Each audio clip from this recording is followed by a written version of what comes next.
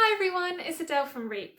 This week we're going to be making a collage of a sunflower using old magazines we can find lying around the house. We're sticking with our theme of rainbows this week, so each petal is going to be a different colour of the rainbow. This activity is great for everyone, and once you've finished you can display it in a window for everyone to enjoy. To make this collage you will need some old magazines.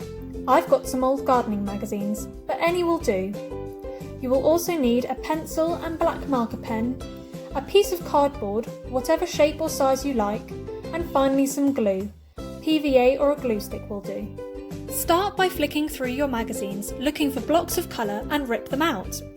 Separate these pieces of magazine into the colours of the rainbow: red, orange, yellow, green, blue, indigo and purple.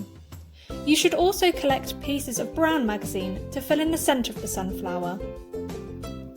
Use your pencil and marker pen to draw the outline of your sunflower, making sure you have 7 petals for the 7 colours. Now it's time to start making your collage. Decide the order of colour you want and pick a petal to begin with. I'm starting with red. Apply some glue to your petal and start sticking pieces of red magazine within your outline. You can rip the pieces multiple times so they fit nicely within the petal. Carry on with this technique around the whole of your sunflower.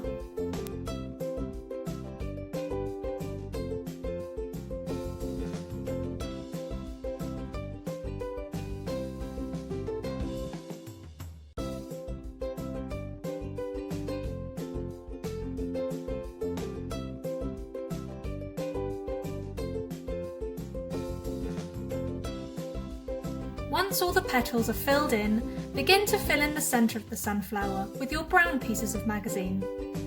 Once you've finished your sunflower, why not add some colour to the remaining cardboard?